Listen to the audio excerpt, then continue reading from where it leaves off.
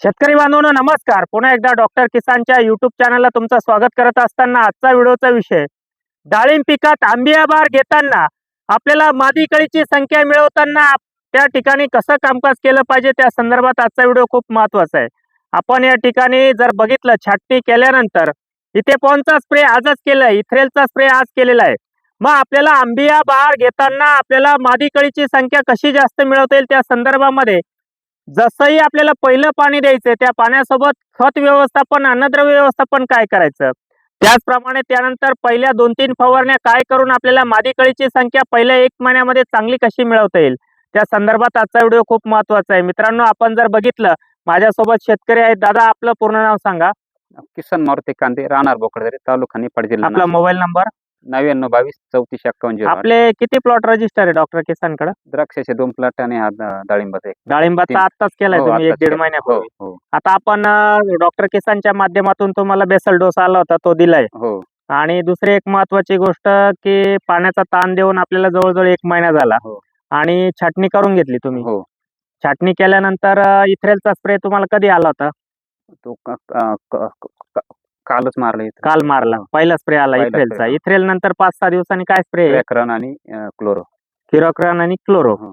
तर मित्रांनो, नीट लक्षात घ्या, ज्या वेळेस आपण पाण्याचा ताण देतो आंबिया बहार मध्ये आपल्याला मादी कळीची संख्या मिळवायची, तिथं आपल्याला कसं कामकाज केलं पाहिजे. आपण 1-1.5 महिना पाण्याचा ताण दिला, आपण छाटणी करून घेतली. छाटणी केल्यानंतर 7-8 दिवसांनी इथ्रेलची फवारणी केली पानगळ पूर्ण करून घेण्यासाठी. आता इथं पानं पिवळे दिसत आहे तुम्हाला, पुढच्या 7-8 दिवसामध्ये पूर्ण पानगळ होईल. पानगळ पूर्ण 100% झाली त्यावेळेस पहिलं पाणी, भरपूर पाणी द्यायचं ड्रिपच्या माध्यमातून 5-6-7 तास पाणी देताना. आणि त्याच्यासोबत तुम्हाला द्यायचं एकरी 5 लिटर 4 स्ट्रोक त्याच्यासोबत तुम्हाला घ्यायचंय 5 किलो. नीट लक्षात घ्या, एकरी 5 लिटर 4 स्ट्रोक त्याच्यासोबत 5 किलो 11-44-11 पहिलं पाणी देताना. इथे पॉनची फवारणी झाली, त्याच्यानंतर किरोक्रॉन क्लोरोची एक फवारणी झाली, चुना मोरचूस सल्फरची एक फवारणी तुम्ही त्या ठिकाणी करू शकतात. जेणेकरून बोर्डोची फवारणी केली तर तेल्या रोगाचा प्रादुर्भाव आपल्याकडे पुढे येत नाही, बॅक्टेरियल ब्लाइट आपल्याकडे येत नाही. मग त्यासाठी या 3 फवारण्या करून घेतल्या. 100% पानगळ झाली. आता आपल्याला काय करायचंय, 100% पानगळ झाली त्यावेळेस भरपूर पाणी आपल्याला द्यायचंय आणि त्या पाण्यासोबत एकरी 5 लिटर 4 स्ट्रोक 4 किलो ते 5 किलो पर्यंत 11-44-11 आपण देऊन घेतलं. ते दिल्यानंतर 3 ते 4 दिवस जाऊ द्या. 3-4 दिवसानंतर तुम्हाला परत एकदा चांगली फवारणी करत असताना तिथं तुम्हाला काय करायचंय, जी चौकी आपली बाहेर निघणार आहे पहिल्या 15-20 दिवसानंतर, पानगळ झाल्यानंतर पहिलं पाणी दिलं, 15-20 दिवसानंतर चांगली चौकी बाहेर निघायची आणि ती चौकी पूर्ण मादी कळीच्या स्वरूपात फिमेल फ्लावरिंग आपल्याला मिळायला पाहिजे. त्यासाठी तुम्हाला पहिलं पाणी दिल्यानंतर 9 ते 10 दिवसाच्या दरम्यान तुम्हाला त्या ठिकाणी फवारणी करायची. 200 लिटर पाण्याला ताक घ्यायचंय 5 लिटर, गुळ घ्यायचा 3 किलो, दालचिनी पावडर घ्यायचंय 50 ग्रॅम, मध घ्यायचंय 150 मिली आणि झिंक 100 ग्रॅम. असा एक स्प्रे तुम्ही त्या ठिकाणी करून घ्या. त्यानंतर पहिलं जे ड्रिपचं ऍप्लिकेशन देतोय, भरपूर पाणी देतोय, 7-8 दिवस पाणी देऊ नका. 8 दिवस 10 दिवस पाणी देऊ नका. हेवी सॉइल असेल तर 10 दिवस, हलकी जमीन असेल तर 5-6 दिवसांनी पुढचं पाणी द्या. पुढचं पाणी देताना परत एक महत्वाचं ड्रिपचं ऍप्लिकेशन करायचं, एकरी 1 लिटर हॅपी न्यूज, 5 किलो 0-60-20 किंवा 5 किलो 0-55-18 आणि त्याच्यासोबत 500 ग्रॅम बोरान. असं ड्रिपचं ऍप्लिकेशन झालं. नीट लक्षात घ्या, पहिलं तुम्ही छाटणी केली, वेल आपली झाड तानावर सोडलं, पानगळ तुमची लक्षात येते, झाडं वीक होत आहेत, तिथं तुम्ही इथेपॉनचा स्प्रे केला, पूर्ण पानगळ झाली, 90-95-100% पानगळ झाली. त्यावेळेस तुम्ही किरोक्रॉन आणि क्लोरोचा एक स्प्रे केला की जेणेकरून चिकटा असेल, मावा असेल आपल्या झाडावर येता कामा नये. त्यानंतर एक स्प्रे करताय तुम्ही चुना इन्स्टंट 500 ग्रॅम, मोरचूद 1 किलो, सल्फर 200 ग्रॅम, जेणेकरून बॅक्टेरियल बाईट पुढे जाऊन आपल्याकडे येणार नाही. आता या 3 फवारण्या तुमच्या झाल्या, मध्ये 10-15 दिवस गेले, पानगळ झाली, सगळ्या गोष्टी झाल्या. पहिलं पाणी तुम्ही देताय, पहिल्या पाण्याबरोबर तुम्ही एकरी 5 लिटर 4 स्ट्रोक देताय, 4 ते 5 किलो 11-44-11 देताय, पाणी भरपूर देताय. 3-4-5 दिवस जाऊ देताय. 3-4-5 दिवसानंतर तुम्ही ताक, गुळ, दालचिनी पावडर, मध आणि झिंकचा स्प्रे करताय.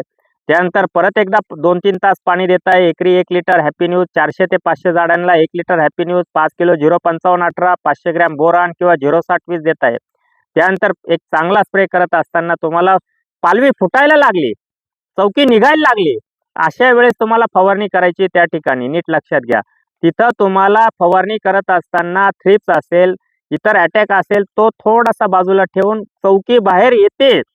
चौकी बाहेर येते अशा वेळेस 20-25 दिवस झाले पहिलं पाणी दिल्यानंतर तिथं तुम्हाला आर्या 500 मिली 05234 1 किलो बोरान 200 ग्रॅम आणि रोको 200 ग्रॅम असा स्प्रे करायचा आहे.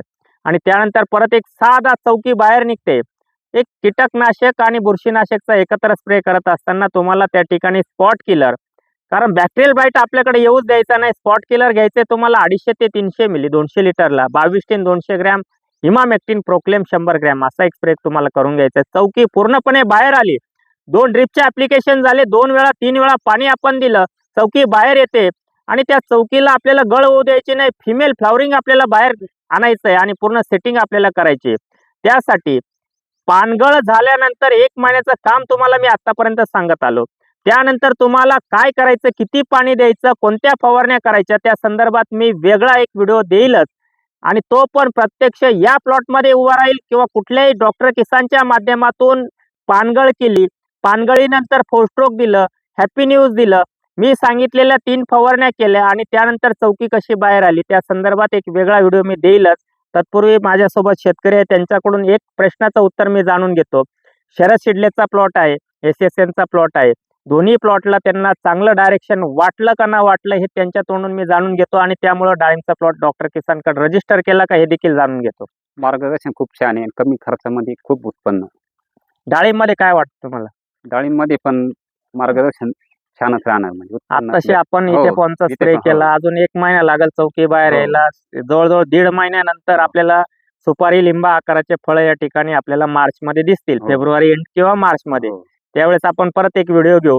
आजचा व्हिडिओ शेतकरी बांधवांनो, इथे फॉन दिल्यानंतर पहिलं पाणी कसं द्यायचं, काय फवारण्या, इथे फॉन नंतर काय फवारण्या करायच्या, पहिलं पाणी देताना आणि दुसऱ्या पाण्यात आणि पहिल्या पाण्यामध्ये अंतर किती ठेवायचं, कोणत्या फवारण्या करायचं याचं संक्षिप्त स्वरूपात तुमच्या समोर ज्या गोष्टी मांडल्या त्या गोष्टी तर तुम्ही केल्या तर 100% डाळिंब पिकामध्ये तुम्हाला कमीत कमी खर्चामध्ये चांगलं उत्पादन तुम्हाला त्या ठिकाणी मिळाल्याशिवाय राहणार नाही.